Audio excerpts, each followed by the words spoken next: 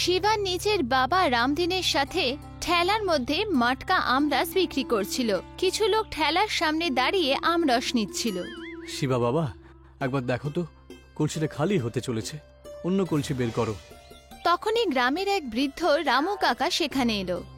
এই যে রামদিন দাদা, তোমার এই কলসির আমরসের এত মিষ্টি যে বহু বছরের পুরনো স্মৃতিগুলো মনে করিয়ে দেয়।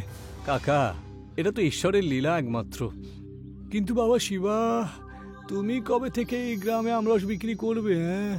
তোমার তো এগুলোকে শহরে বিক্রি করা উচিত। এটাই তো আমার স্বপ্ন কাকা। আমি তো চাই যে বাবার তৈরি করা এই আমরস সারা দেশে বিখ্যাত হয়ে উঠুক। কিন্তু শিবার আওয়াজে নিরাশা শোনা গেল। কিন্তু কি বাবা, বাড়ির অবস্থা একেবারেই ঠিক নেই কাকা। মায়ের শরীরটা খারাপ, তারপর সঙ্গীতার পড়াশোনাও থেমে চলেছে। এত কিছু সামলে আমি নাকি স্বপ্নের পেছনে দৌড়বো বলো তো? তুমি সাহস হারিও না বাবা, পরিশ্রমের ফল পাওয়া যায় বই কি। তুমি শুধু চেষ্টা করতে থেকো। শিবা গম্ভীর হয়ে গেল আর কিছু খুব ভাবতে লাগলো। সন্ধেবেলায় শিবা বাড়ি ফিরে মা গৌরীর কাছে বসল। শিবা বাবা, আজ সারাদিনে খুব ক্লান্ত হয়ে গেছিস, একটু আরাম করে নে। পরের দিন শিবা নিজের বোন সঙ্গীতাকে স্কুল থেকে নেয়ার জন্য গেল। সঙ্গীতা উদাস দাঁড়িয়েছিল। সঙ্গীতা, কি হলো? এরকম মন খারাপ কেন তোর? দাদা, ফিস ভরার কালকেই শেষ দিন। যদি টাকা না দিতে পারি তাহলে আমি পড়াশোনা ছেড়ে দিতে হবে। এদিকে ঠাকুর প্রতাপ সিং নিজের হাভেলিতে বসেছিল। ওর ছেলে রবি ওর কাছে এলো। রবি, আমি শুনলাম শিবার আমরস সারা গ্রামে বিখ্যাত হয়ে উঠছে। হ্যাঁ বাবা, কিন্তু আমি ওকে রাস্তাতে নিয়ে আসার একটা ব্যবস্থা করে নিয়েছি। কালকে ওর ঠেলা গাড়ির এমন একটা ব্যবস্থা করব না যে আর কখনো আমরস নিতে আসবে না কেউ ওর কাছে। আচ্ছা, ভালো করেছিস। গরিবদের ওদের আসল রাস্তাটা দেখিয়ে দেওয়া উচিত। পরের দিন সকালে শিবার ঠেলা দিয়েছিল। রবি নিজের গুন্ডার সাথে এলো আর ঠেলাতে ভাঙচোর করলো। রবি, আরে এটা তুই কি করছিস? লজ্জা করে না তোর? শিবা, তোকে তো জায়গাটা দেখিয়ে দিচ্ছি রে। এবার বড় বড় স্বপ্ন দেখা বন্ধ কর, তুই বুঝতে পেরেছিস? শিবা রাগ আর অসহায়তার সাথে রবিকে দেখলো, কিন্তু কিচ্ছু করতে পারল না। মানুষেরা ভয় পেয়ে সেখান থেকে সরে গেল। শিবা ভাঙাচোরা ঠেলা দেখে নিরাশ হয়ে গেল। শিবা বাবা, রাগটা করিস না। ঠাকুরের সাথে শত্রুতা করা একেবারেই ঠিক হবে না। আমরা গরিব মানুষ, এই বড় লোকগুলো আমাদেরকে পিষে রেখে দেবে রে। বাবা, আমরা যদি এখন হার মেনে নি না, তাহলে সারা জীবন আমাদের হারতে হবে। আমি আমার স্বপ্নের জন্য লড়ব, তাতে যাই হোক না কেন। ওই রাতে রামদিন অসুস্থ হয়ে গেল।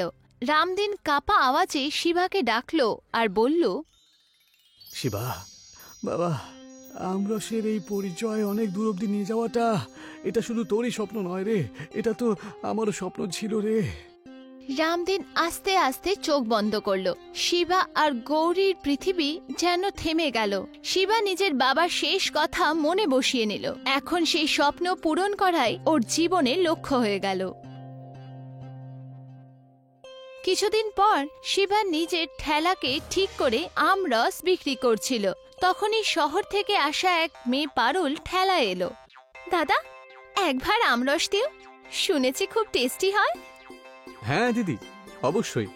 এরকম আমরস কোথাও পাবেন না, এর স্বাদ একদম বাড়ির মতন। শিবা ভারে আমরস ভরে পারুলকে দিল। পারুল এক চামচ চেখে আর ওর চোখ চমকে গেল। ওয়াহ, এত সুস্বাদু আমরস, একদম দেশি আমের স্বাদ। এটা আমার বাবার একটা বিখ্যাত রেসিপি দিদি। বহু বছর ধরে এরকমই স্বাদ রাখা হয়ে এসছে। আমি একজন ফুড ব্লগার, শহরে আমার লাখ খানেক ফলোয়ার্স। যদি তোমার এই আমরস লোকের অবধি পৌঁছায় তাহলে পুরো দেশে ধুমধুমার মেচে যাবে। সত্যি দিদি, কিন্তু আমরা তো এখানে ঠেলা গাড়িটাই শুধু লাগাই, এত বড় স্বপ্ন কি করে পূরণ হবে? স্বপ্ন দেখবে যে তারাই সেটা পূরণ করতে পারবে শিবা। আমি তোমার ভিডিও বানিয়ে সোশ্যাল মিডিয়াতে আপলোড করব, দেখতে থেকো, কামাল হয়ে যাবে। পারুল ভিডিও বানিয়ে পোস্ট করে দিল। শিবা একটু অস্বস্তিতে পড়ে গেল, কিন্তু ওর মনে একটা নতুন আশার আলো জাগলো। শিবা নিজের মা গৌরীর সাথে বসেছিল। সঙ্গীতা পড়াশুনো করছিল। তখনই রামু কাকা তাড়াতাড়ি ভেতরে এলো। এই যে শিবা, খবর শুনেছিস? তোর আমরস সারা সোশ্যাল মিডিয়াতে বিখ্যাত হয়ে গেছে রে।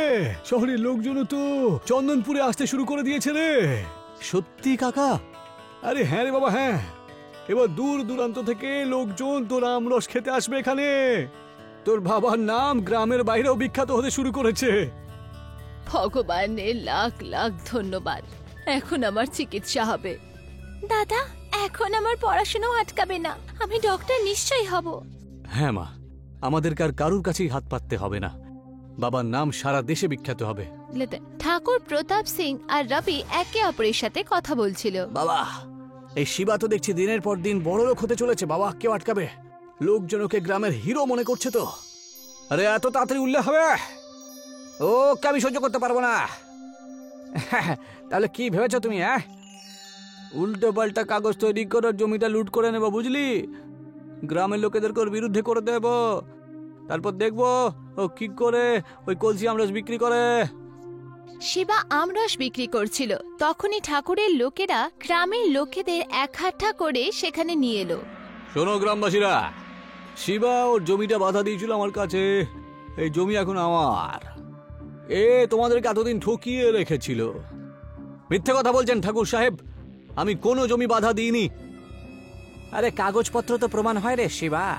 এই দেখ, এই দেখ। রবি নকল কাগজ দেখালো। কিছু গ্রামবাসীরা একে অপরের সাথে কথা বলছিল। আরে কাগজপত্র যখন ঠিক আছে, তার মানে শিবা ঠকিয়েছে। শিবার কাছ থেকে এটা আশা করিনি। শিবা বাবা, এসব কি হয়ে গেল?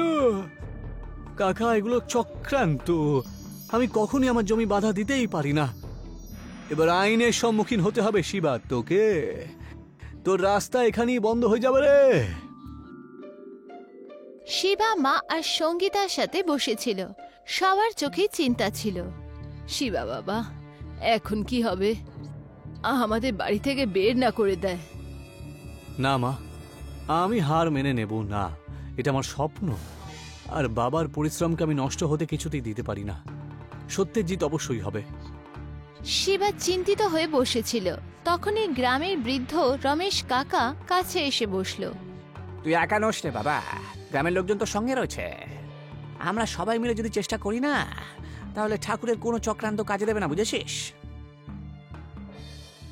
শিবা রমেশ কাকার কথায় প্রেরণা লাভ করে গ্রামের কৃষকের সাথে দেখা করতে গেল। ভাইরা, বন্ধুরা, আমাদের আমরস শুধুমাত্র কোনো স্বাদ নয়, এটা আমার আর আমাদের গ্রামের একটা পরিচয়। আমরা সবাই একসাথে কাজ করলে পরে সারা পৃথিবীতে পৌঁছে দিতে পারবো। তোমরা সবাই কি আমার সঙ্গ দেবে? তোমার সঙ্গেই আছি আমরা শিবা। ঠাকুরের দাদাগিরি চলবে না। শিবা অঞ্চল অধিকারীকে কাগজপত্র দেখাচ্ছিল। আরে এই কাগজপত্র তো পুরোপুরি নকল দেখছি। ঠাকুর দেখছি অনেক বড় ঠকিয়েছে তোমাকে, বুঝেছো? এই গ্রাম থেকে উচিত শিক্ষা দিতে হবে ওকে। শিবা আর গ্রামবাসীরা মিলে গ্রামীণ মটকা আমরস সহকারী সংস্থা স্থাপনা করলো। ভাইয়েরা, বন্ধুরা, এবার আমরা সবাই মিলে এই কলসির আমরসকে দেশে বিখ্যাত করে তুলব। গ্রামের কৃষকদের আমও আমাদের কলসিতে পাওয়া যাবে, আর এর থেকে আমাদের লাভও হবে।